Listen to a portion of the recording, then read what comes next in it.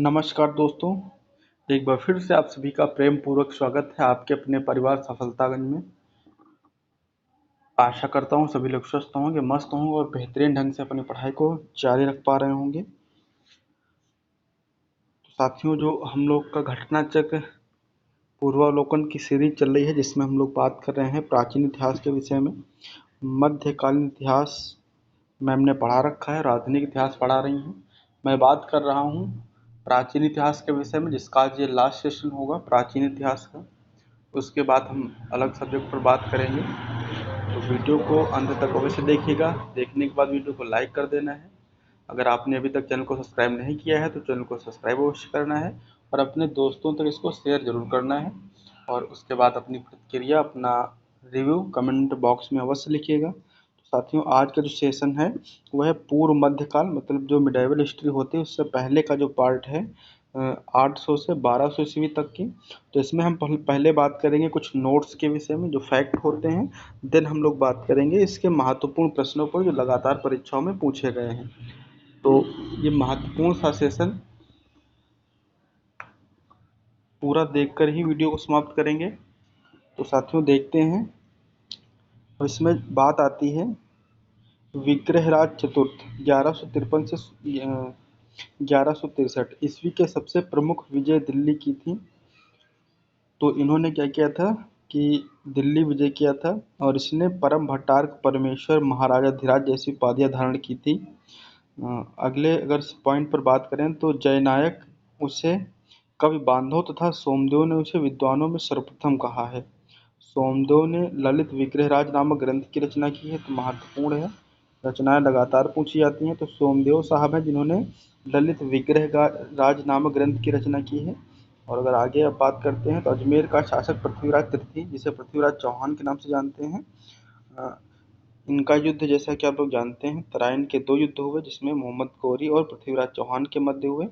तराइन में 91 में 1191 में पृथ्वीराज चौहान विजयी हुए थे, सेकंड में पराजित हुए थे। और यहीं से क्या होता है, दिल्ली सल्तनत जो है वो उसकी नींव पड़ जाती है दिल्ली पर। तो ये 2 युद्ध बहुत महत्वपूर्ण होते हैं। इसके बाद अगर बात करें पाल वंश, तो पाल वंश का संस्थापक बहुत बार पूछा जाता है, कौन था? गोपाल। और धर्मपाल के खालीपुर लेख में कहा गया है कि मत्स्य न्याय से छुटकारा पाने के लिए प्रकृतियों ने गोपाल को लक्ष्मी की बांध ग्रहण कराई। लक्ष्मी की बांध ग्रहण कराई मतलब सामान्य जनता। और नालंदा में इसने एक विहार का निर्माण करवाया था। धर्मपाल एक उत्साही बौद्ध था, उसने लेखों में उसे परम सौगत कहा गया है। विक्रमशिला तथा सोमपुरी में प्रसिद्ध विहारों की रचना की थी। तो ये पूछा जाता है विक्रमशिला जो विद्यालय था, इसकी स्थापना किसने करवाई थी? तो धर्मपाल ने करवाई थी। बहुत महत्वपूर्ण है, जिसमें सोमपुरी पहाड़पुर में प्रसिद्ध विहारों की रचना की, जिसमें विक्रमशिला सबसे महत्वपूर्ण होता है। और अगर आगे बात करें तो बख्तियार खिलजी जो था उसने विक्रमशिला विश्वविद्यालय को नष्ट किया था। और अगर आगे बात करते हैं तो पालवंशी शासक देवपाल बौद्ध मत के अनुयायी थे। उसने जावा के शैलेंद्रवंशी शासक बालपुत्र देव के अनुरोध पर उसे नालंदा में एक बौद्ध विहार बनवाने के लिए 5 गांव दान में दिए थे। तो जावा में एक शैलेंद्र वंश के शासक हुआ करते थे बालपुत्र देव। उन्होंने रिक्वेस्ट किया था कि हमें नालंदा में एक बौद्ध विहार का निर्माण करना है, उसके लिए उन्होंने 5 गांव दान में दे दिए थे। किसने? देवपाल ने दिए थे। नेक्स्ट बात करें तो गोविंद चंद्र गढ़वाल की रानी कुमार देवी और बौद्ध मतानुयायी थे। तो गोविंद चंद्र जो गढ़वाल थे, उनकी जो रानी थी, मैडम थी, वो बौद्ध मत को मानने वाली थी। उन्होंने सारनाथ में धर्मचक्र जिन विहार बनवाया था। क्या बनवाया था? धर्मचक्र जिन विहार। कहाँ बनाया था? सारनाथ में। किसकी पत्नी थी? गोविंद चंद्र गढ़वाल। नाम क्या था? तो कुमार देवी। किस धर्म के अनुयायी थी? तो बौद्ध मत को अनुसरण करती थी। उसके बाद गोविंद चंद्र का मंत्री लक्ष्मीधर ने कृत्यकल्पतरु नामक ग्रंथ की रचना की। गोविंद चंद्र ने कृत्यकल्पतरु नामक ग्रंथ की रचना की। उसमें 24 अध्याय हैं। और गढ़वाल वंश का अंतिम शासक जयचंद था। नेक्स्ट बात करते हैं तो जैसे कि लिखा हुआ है कि हम्मीर महाकाव्य में चौहानों को सूर्यवंशी बताया गया है। हमीर महाकाव्य पृथ्वीराज विजय के अनुसार चौहान सूर्य के पुत्र चाहमान नामक अपने पूर्वज के वंशज थे। वे 4 अग्निकुलों में से एक थे। नेक्स्ट अगर बात करें आल्हाउदल जो महान थे। आल्हाउदल महोबा संबंधित थे। ये चंदेल शासक जो थे परमार्थ देव के सेना नायक हुआ करते थे। तो चंदेल शासक जो थे परमार्थ देव उनके सेना नायक थे आल्हाउदल, और चौहान के आक्रमण का डटकर सामना करने के बाद वीरगति को प्राप्त हुए। तो पृथ्वीराज चौहान से लगातार युद्ध होता रहा, उसी में इनको वीरगति प्राप्त हुई। चंदेलों एवं चौहानों के संघर्ष का वर्णन चंद्रबरदाई कृत पृथ्वीराज रासो। तो चौहान और चंदेलों का युद्ध आपस में होता रहा, इसका वर्णन जो मिलता है वो चंद्रबरदाई द्वारा रचित पृथ्वीराज रासो जो महाकाव्य होता है, विस्तृत महाकाव्य, उसमें इसका वर्णन होता है। और जगनिक के जो है परमाल दासों में मिलता है। परमाल दासों कैसी कृत है, तो परमाल दासों एक आधा खंड है। क्या है भाई, परमाल दासों में आल्हा खंड के नाम से जानते हैं इसको। और जेजाक भुक्त बुंदेलखंड का प्राचीन नाम था। तो जो बुंदेलखंड है इस क्षेत्र को किस नाम से जानते थे, तो जेजाक भुक्त नाम से जाना जाता था। चंदेल वंश के संस्थापक नन्नुक के पौत्र जयसिंह या जेजा के नाम पर यह प्रदेश जेजाक भुक्त कहलाया। तो चंदेल वंश के संस्थापक महत्वपूर्ण हो जाता है कौन थे, नन्नुक थे। उनके पौत्र थे जयसिंह या जेजा, उन्हीं के नाम पर इसको जेजाक भुक्त नाम से भी जाना जाता था। नेक्स्ट अगर बात करें तो खजुराहो लेख में शासक हर्ष को परम भट्टारक कहा गया है। और शासक धंग ने महाराजा धिराज की उपाधि धारण की थी। किसने, धंग ने। तो ये महत्वपूर्ण है, महाराजा धिराज की उपाधि धारण की थी। उसने प्रयाग के संगम में जल समाधि द्वारा प्राण त्याग दिया था। तो ये शिव का उपासक था और शिव की उपासना करते करते प्रयाग में जल संगम में अपनी जल समाधि के तहत प्राण का त्याग किया था। इसने शासक जो थे धंग। नेक्स्ट बात करते हैं तो प्राचीन काल में पुंडवर्धन भुक्त उत्तर बंगाल के क्षेत्र में अवस्थित थी। पाल, चंद्र एवं सेन राजवंशों के युग में इसके क्षेत्राधिकार का विस्तार उत्तर बंगाल तक था। तो जो ये पाल, चंद्र और सेन वंश का जो संघर्ष होता है उसमें इसका विस्तार उत्तरी बंगाल तक था। नेक्स्ट बात करें तो गुर्जर प्रतिहार वंश का संस्थापक नागभट्ट था। इस वंश के शासक नागभट्टी द्वितीय, परम भट्टार्क और महाराजा धीराज परमेश्वर की उपाधि धारण की। और मिहिर भोज प्रथम किस धर्म के अनुयायी थे, तो वैष्णव धर्म के अनुयायी थे। और इसने आदि वारा तथा प्रभास उपाध्याय धारण की। प्रतिहार वंश का जो महानतम शासक था, जो ग्रेटेस्ट शासक था वो था मिहिर भोज। इसका शासनकाल 836 से 885 ईस्वी तक था। इसके बाद महेंद्र पाल प्रतिहार का शासक हुआ।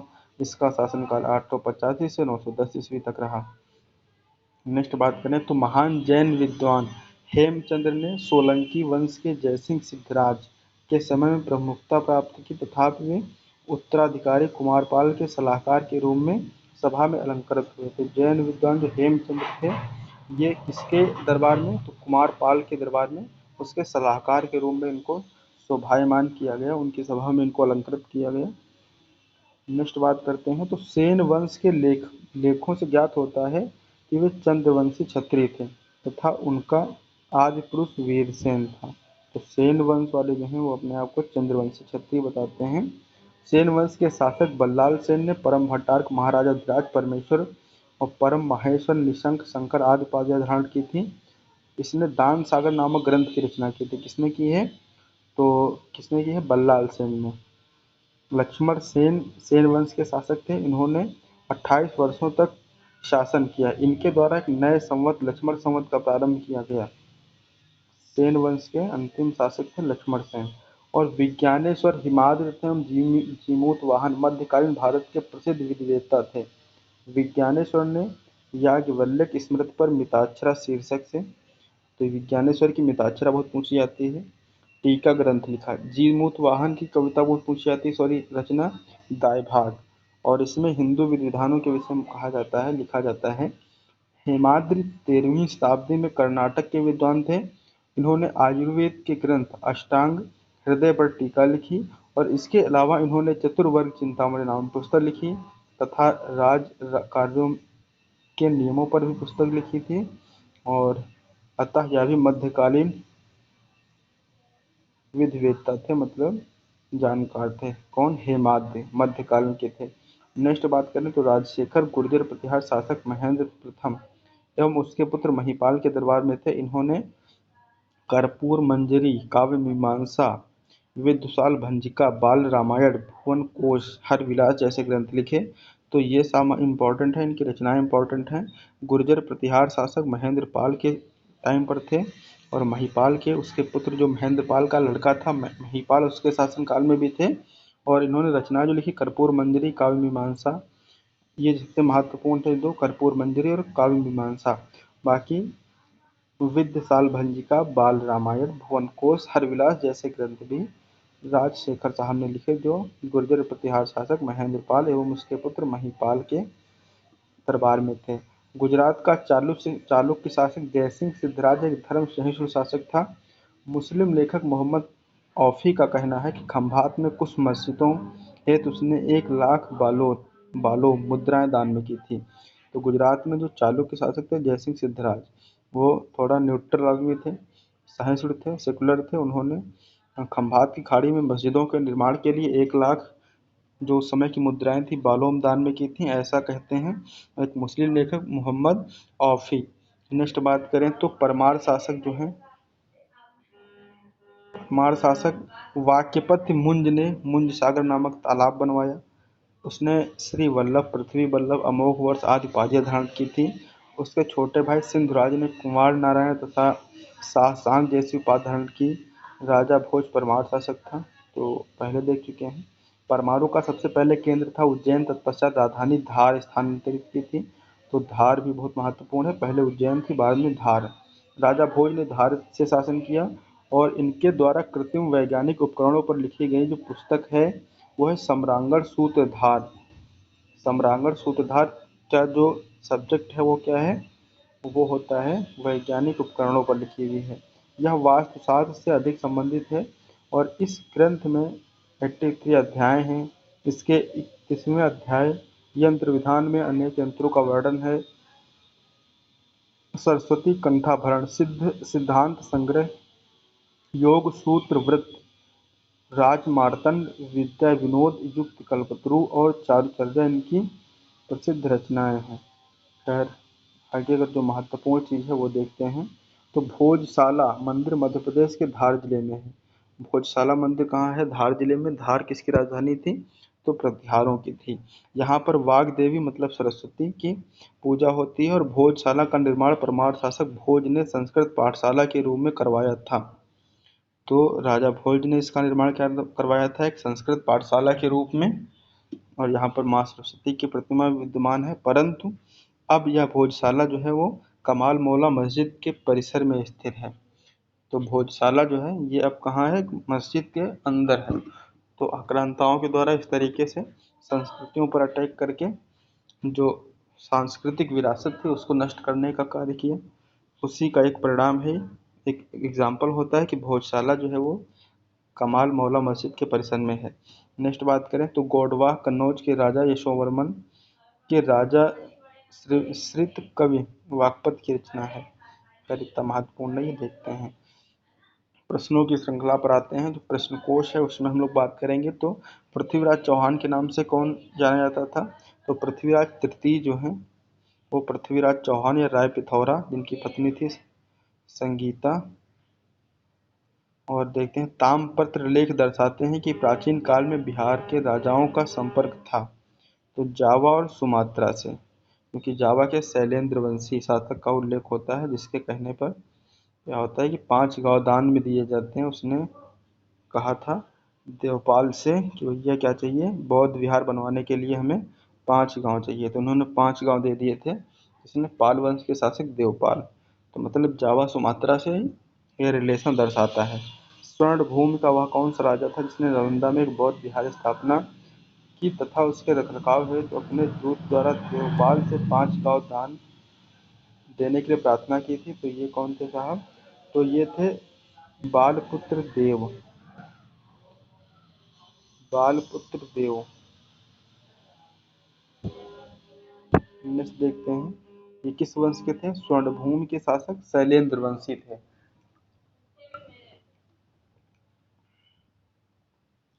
नेक्स्ट देखते हैं, तो गोविंद चंद्र घड़वाल की एक रानी कुमार देवी ने धर्म चक्र जिन विहार कहाँ बनवाया है? तो सारनाथ में बनवाया है। ये बौद्ध मत के मानने वाली थी।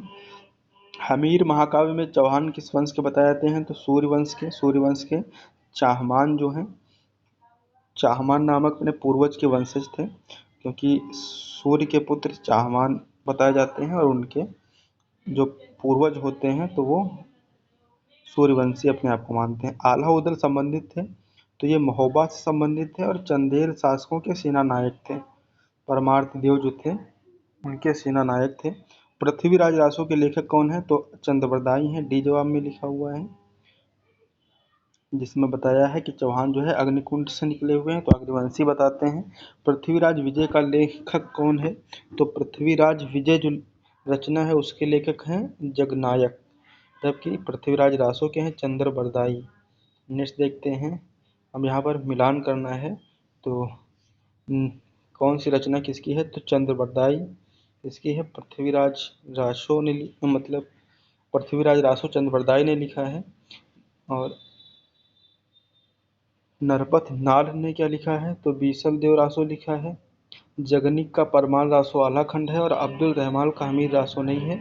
हमीर रासो के लेखक जो है वो सारंगधर हैं, सारंगधर होते हैं। तो यहाँ पर कौन सा सुमेलित नहीं है? तो ए जवाब जो है वो सही होगा, ए सुमेलित नहीं है। नेक्स्ट देखते हैं, हमीर रासो की रचना सारंगधर ने की थी। उसके बाद देखते हैं कि राजपूत वंशों में किसने 8वीं शताब्दी में दिल्ली शहर की स्थापना की थी? तो दिल्ली शहर की स्थापना सभी को पता है कि तोमर वंश ने की थी।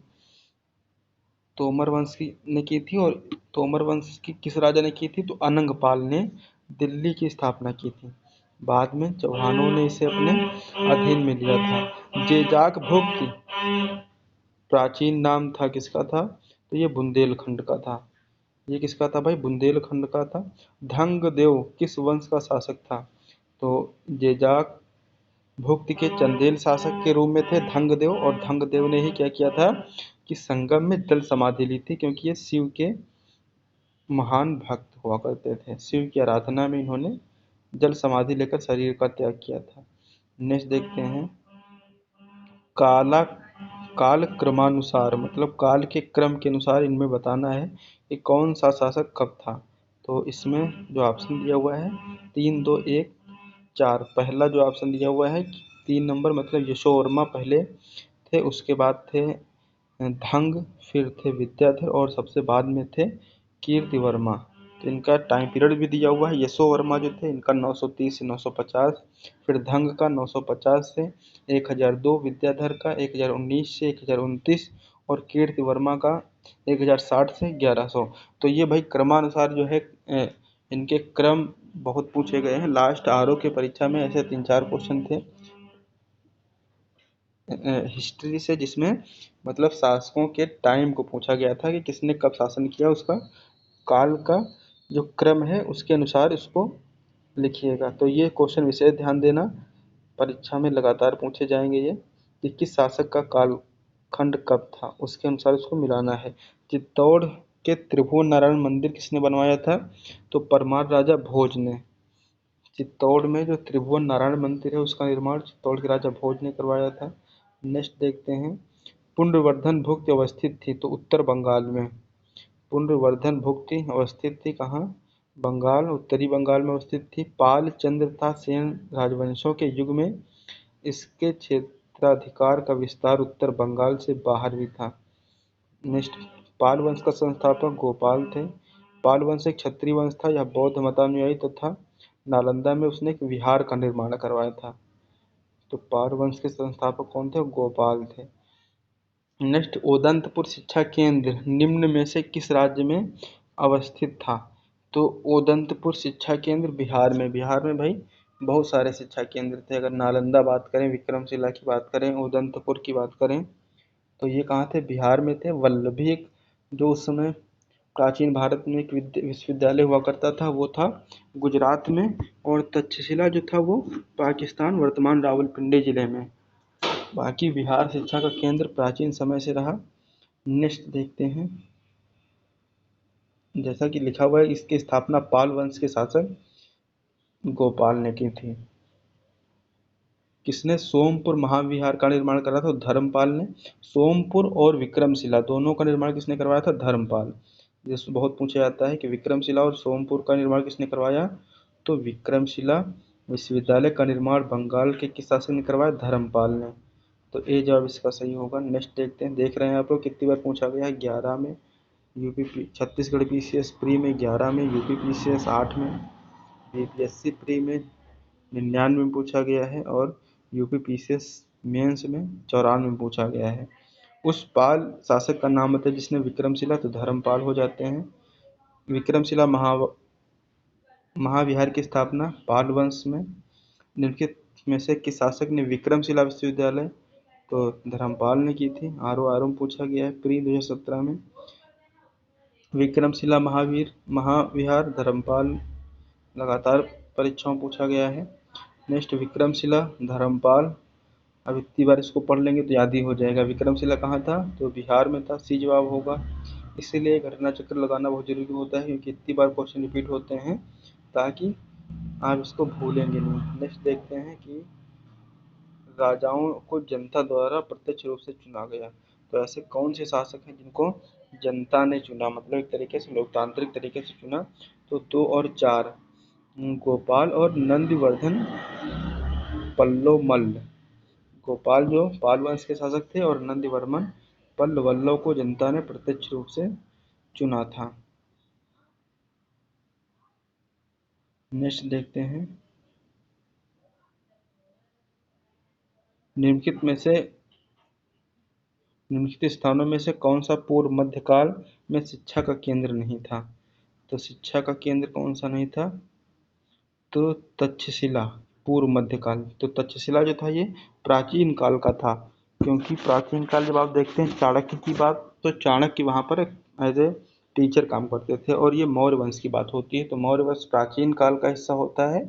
और पूर्व मध्यकाल जो है 800 से समथिंग 1200 का टाइम जो होता है। नेक्स्ट देखते हैं, राष्ट्रकूट साम्राज्य की नींव किसने रखी थी? तो राष्ट्रकूटों का जो वंश था या साम्राज्य था उसकी नींव दंतदुर्ग ने रखी थी। महत्वपूर्ण प्रश्न है ये। किसने हिरण्यगर्भ धार्मिक कार्य करवाया था? तो दंतदुर्ग ने। हिरण्यगर्भ एक धार्मिक कार्य होता था, जिसको किसने करवाया था? वो करवाया था दंतदुर्ग, राष्ट्रकूट वंश के संस्थापक थे। नेक्स्ट देखते हैं कि निम्नलिखित में से कौन अपने पिता के अभियानों के क्रम में सैनिक छावनी में पैदा हुआ था? तो अमोघवर्ष राष्ट्रकूट। तो इसके पिता मतलब सैनिक अभियान, मतलब जो सैन्य अभियान लेकर जा रहे थे, तो वहाँ लौटते समय मतलब जो सैनिक छावनी लगी हुई थी उसी में इसका जन्म हुआ था। तो ये किस वंश का था? तो ये राष्ट्रकूट वंश का था, नाम अमोघवर्ष। नेक्स्ट देखते हैं, महानतम प्रतिहार राजा कौन थे? तो मिहिर भोज जो थे वो ग्रेटेस्ट एम्परर थे प्रतिहार डायनेस्टी के। नेक्स्ट देखते हैं, गुर्जर प्रतिहार शासकों में किसकी उपाधि आदि वाराह थी? तो मिहिर भोज। मिहिर भोज की उपाधि क्या थी? वो थी आदि वाराह। नेक्स्ट देखते हैं, इसमें से काल क्रमानुसार संयुक्त करना है इसमें, तो 4-1-3-2। सबसे पहले वत्सराज थे, फिर नागभट्ट सेकंड, फिर महेंद्रपाल, फिर महीपाल। अब यहाँ से थोड़ा सा ये देख सकते हैं कि महेंद्रपाल का लड़का क्या था? महीपाल था। तो केवल 3 और 2 का अगर सीक्वेंस देख लेंगे, 3 और 2 का, तभी आप कर पाएंगे। यहाँ से देखेंगे तो बी ऑप्शन में ही दिया हुआ है, पहले महेंद्रपाल फिर महीपाल। नेक्स्ट देखते हैं, गुर्जर प्रतिहार वंश से संबंधित नहीं था, तो देवपाल। देवपाल जो था वो गुर्जर प्रतिहार वंश से संबंधित नहीं था। और जैसे कि प्रतिहारों में बात करते हैं, तो अग्निकुल के राजपूतों में सर्वाधिक प्रसिद्ध प्रतिहार वंश था, जो गुर्जरों की शाखा से संबंधित होने के कारण इतिहास में इसे गुर्जर प्रतिहार कहा जाता है। और पुलकेशिन द्वितीय के ऐहोल अभिलेख से गुर्जर जाति का उल्लेख सर्वप्रथम हुआ है। गुर्जर प्रतिहार वंश का संस्थापक नागभट्ट थे, और इस वंश के अन्य शासकों में वत्सराज, नागभट्ट सेकंड और मिहिर भोज, महेंद्रपाल, देवपाल आदि थे। तो इस वंश के शासकों में भरत भट्ट का नाम नहीं आता है। भरत भट्ट का नाम नहीं आता, सॉरी डी जवाब सही होगा। देवपाल जो है वो गुर्जर प्रतिहार वंश के थे। नागभट्ट प्रथम इसके संस्थापक थे। महेंद्रपाल और नागभट्ट सेकंड भी इसी वंश के हैं। इसमें भरत भट्ट प्रथम का उल्लेख नहीं होता है। महान जैन विद्वान हेमचंद किसकी सभा में अलंकृत थे? तो ये थे कुमारपाल की सभा में। किसकी सभा में थे भाई? तो कुमारपाल की सभा में थे। ये सोलंकी वंश के जो राजा थे जयसिंह, उसके उत्तराधिकारी जो हुए कुमारपाल। तो कुमारपाल के सलाहकार हुए। बाकी मतलब पहले से तो थे जयसिंह सिद्धराज के टाइम पर, परंतु वहाँ पर सलाहकार के रूप में नहीं थे। लेकिन कुमारपाल जो जयसिंह सिद्धराज का उत्तराधिकारी था, उसके टाइम पर ये उसके सलाहकार हो जाते हैं। निम्नलिखित में से किसे एक नया संवत चलाने का यश प्राप्त था? तो लक्ष्मण सेन। लक्ष्मण सेन जो सेन वंश के शासक थे, और उन्होंने लक्ष्मण संवत का प्रचलन किया था। लक्ष्मण संवत का प्रारंभ सेनों ने किया था। नेक्स्ट देखते हैं। मध्यकालीन भारत के प्रसिद्ध विधि वेत्ता थे। तो इसमें होंगे भाई एक विज्ञानेश्वर, हेमाद्रि और जीमूतवाहन। आई थिंक इसमें सी होना चाहिए। बिल्कुल, विज्ञानेश्वर, जीमूतवाहन और हेमाद्रि। मिताक्षर और दायभाग इन्होंने लिखा है। जैसे कि विज्ञानेश्वर, हेमाद्रि और जीमूतवाहन मध्यकालीन भारत के प्रसिद्ध विधि के जानकार थे। विज्ञानेश्वर ने याज्ञवल्क्य स्मृति पर मिताक्षरा शीर्षक से टीका ग्रंथ लिखा है। तो विज्ञानेश्वर की रचना मिताक्षरा है। जीमूतवाहन का दायभाग है। हेमाद्रि जो थे वो 13वीं शताब्दी में कर्नाटक के विद्वान थे। इन्होंने आयुर्वेद एवं ग्रंथ अष्टांग हृदय पर टीका लिखा है। तो ये हो जाते हैं। जबकि राजशेखर जो थे वो गुर्जर प्रतिहार शासक महेंद्रपाल एवं उसके पुत्र महिपाल के दरबार में थे। तो ये विधि के जानकार नहीं थे। महान संस्कृत कवि एवं नाटककार राजशेखर किसके दरबार में थे? तो महेंद्रपाल के टाइम पर भी थे, और महिपाल, महेंद्रपाल का ही लड़का था महिपाल। तो बी और सी जवाब यहाँ पर सही हो रहा है। अब यहाँ पर मिलान करना है कौन से किस वंश से थे, या इनकी कहाँ कहाँ थी। तो चोल जो थे वो तंजौर था, प्रतिहार की धार थी, और सोलंकी की होगी अहिनवाड़, और परमार की होनी चाहिए कन्नौज। तो फिलहाल चोल की तो थी तंजौर। दो का आ किसमें है भाई? दो का आ केवल डी में दिया हुआ है, यहीं से अटैच हो रहा है। एक कद्दा है, प्रतिहार का था, कन्नौज और डी ऑप्शन में। और तीन का सा जा रहा है, तो तीन में परमार जो थे वो धार थे, बिल्कुल सही है। और चार का बी जा रहा है, सोलंकी जो थे वो अनिहलवाड़ से संबंधित थे, इनकी राजधानियाँ हुआ करती थी। नेक्स्ट, गुर्जर प्रतिहार वंश की स्थापना नागभट्ट प्रथम ने की थी। महत्वपूर्ण होता है, अग्निवंश से बताते हैं। और गुर्जर वंश से संबंधित होने के कारण इनका नाम गुर्जर प्रतिहार के नाम से जाना जाता है, जिस पर बहुत सारा विवाद आज भी होता रहता है। जो गुज्जर हो जनजाति जो है, गुज्जर जाति, वो मानती है अपने वंश में, और जो राजपूत हैं प्रतिहार वो मानते हैं कि ये हमारे वंश के थे, जिसका झगड़ा आज भी चलता जा रहा है। ये देखते हैं राजवंश जो कन्नौज पर आधिपत्य स्थापित करने में त्रिकोण संघर्ष में उलझे रहे, तो वो कौन थे? पाल थे, राष्ट्रकूट थे और गुर्जर थे। चोल कैसे कोई संबंध नहीं है। तो 2 4 3, 2 3 4 सी जवाब इसका सही हो जाता है। नेक्स्ट देखते हैं। निम्नलिखित में से त्रिकोणात्मक संघर्ष का हिस्सा नहीं थे। चोल नहीं थे भाई। महोदय किसका पुराना नाम था? तो कन्नौज का नाम था, बहुत महत्वपूर्ण है, कई बार परीक्षा में पूछा गया है। महोदय या महोदय श्री कन्नौज को ही कहते हैं। नेक्स्ट देखते हैं। तो महोदय श्री किसे कहते हैं? यहाँ से कौन सा बताया जा रहा है कि सुमेलित नहीं है? तो जेजा भुक्ति जो था ये बुंदेलखंड कहलाता था। बुंदेलखंड का क्षेत्र जेजाभूत कहलाता था। और ये जयसिंह जिनका नाम था जेजा, उनके नाम पर इसका नाम जेजाभुक्त होता है। तो ये डी, इसका मिलान सही नहीं हुआ है। बाकी कोयल जो था वो अलीगढ़ है वर्तमान का। महोत्सव नगर जो पहले का था आज महोबा है। महोदय श्री प्राचीन समय में वो कन्नौज है। जो प्राचीन समय का जेजाभुक्त है वो बुंदेलखंड है, ना कि कौशाम्बी है। नेक्स्ट देखते हैं। खंभात में तोड़ी गई मस्जिद में पुनर्निर्माण के लिए किसने आर्थिक सहायता की थी? तो जयसिंह सिद्धराज ने किया था। और इसका मेंशन किसने किया है? तो मोहम्मद औफी ने कहा है कि 1 लाख मुद्राएं दी थी। किसने? जयसिंह सिद्धराज ने, जो चालुक्य शासक थे। परमार वंश का संस्थापक कौन था? तो परमार वंश के नागभट्ट थे, जो कि इसमें नहीं दिया हुआ है। नेक्स्ट देखते हैं। सॉरी, परमार नहीं, प्रतिहार के होते हैं नागभट्ट, और परमार के कनकपाल को माना जाता है। कनकपाल को माना जाता है, जबकि ऑप्शन में कनक राव दिया है, तो यहाँ पर आप थोड़ा सा मिस्टेक होने की वजह से।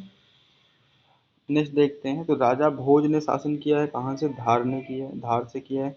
कन्नौज पहले थी, सॉरी उज्जैन थी, उज्जैन के बाद राजा भोज ने कहाँ से किया है? तो धार। धार कहाँ? मध्य प्रदेश में ही है। काल्पनिक वैज्ञानिक उपकरणों पर पुस्तक किसने लिखी है? तो भोज ने लिखी है। भोज ने ही पुस्तक लिखी है। किस पर? तो कृत्रिम उपकरणों पर। भोजशाला मंदिर की अष्टधात्री देवी हैं, माँ भगवती हैं, सरस्वती हैं। डी ऑप्शन, जो कि अब कमाल मौला मस्जिद परिसर में है। इनमें से कौन परमार वंश का शासक नहीं है? तो गांगेय देव, ये परमार के नहीं हैं। गांगेय देव जो है वो कलचुरी शासक हैं, कलचुरी वंश के हैं। इसने विक्रमादित्य की उपाधि धारण की थी। और पूर्व मध्य में स्वर्ण सिक्के के विलुप्त हो जाने के पश्चात इन्होंने सर्वप्रथम इन्हें प्रारंभ करवाया था। तो पूर्व मध्यकाल में सोने के सिक्के किसने चलवाए? गांगेय देव ने, जो कलचुरी वंश के शासक थे। अब यहाँ पर देखें तो बोध गया, 4 ऑप्शन दिए हुए हैं, इसमें मिलाना है कौन किस क्षेत्र से है। 5 ऑप्शन दिए हुए हैं, यहाँ पर ऊपर नीचे हो रहा है, तो यहाँ से देख लेते हैं। बोध गया बिहार में है, खजुराहो जो है वो बुंदेलखंड के क्षेत्र में है, एमपी में। और शिरडी जो है, शिरडी वाले साईं बाबा कहाँ है? महाराष्ट्र में, अहमदनगर में। नासिक महाराष्ट्र में है। और तिरुपति बालाजी का जो है वो आंध्र प्रदेश रायल सीमा है। इसमें जो भी कुछ पूछा है तो सी में 2 और 5 मतलब मिलाने वाले होंगे कौन कौन से सही हैं, तो 2 और 5 सही हैं। बाकी गैडवाहों के रचयिता कौन थे? तो ये थे वाकपत। गैडवाहों के रचयिता वाकपत थे, जो कन्नौज के राजा यशोवर्मन के राजश्रित कवि थे, मतलब राज्य में उनको आश्रय मिला हुआ था। मध्यकालीन भारत के आर्थिक इतिहास के संदर्भ में अर्घट्टा किसे निरूपित करता है? तो अर्घट्टा क्या था भाई? भूमि सिंचाई के लिए प्रयुक्त जलचक्र वाटर व्हील। मतलब अर्घट्टा जो एक तरीके से सिंचाई का एक साधन था। जलचक्र, जल का जो चक्र हुआ करता था उसे अर्घट्टा बोलते थे। नेक्स्ट, कश्मीर का अकबर नाम से प्रसिद्ध है, तो ये था सुल्तान जैनुल आबिदीन। इसने जो कल्हड़ की राजधानी गिरी थी उसमें बहुत सारा काम करवाया था अपने शासनकाल में, और इसकी सहिष्णुता के आधार पर इसे अकबर कहा जाता था, कश्मीर का अकबर। तो कश्मीर के शासक जैनुलाब्दीन का वास्तविक नाम क्या था? तो इनका वास्तविक नाम था शाही खां। शाही खां वास्तविक नाम था, परंतु जब शासक बनते हैं तो ये जैनुल आब्दीन नाम से सत्ता पर आसीन होते हैं। नेक्स्ट देखते हैं। कर्नाट वंश का संस्थापक कौन था? तो कर्नाट वंश के संस्थापक थे नान्य देव। नान्य देव जो थे कर्नाट वंश के थे। महत्वपूर्ण इतना नहीं होता फिलहाल। कर्नाट वंश का अंतिम शासक कौन था? हरि सिंह।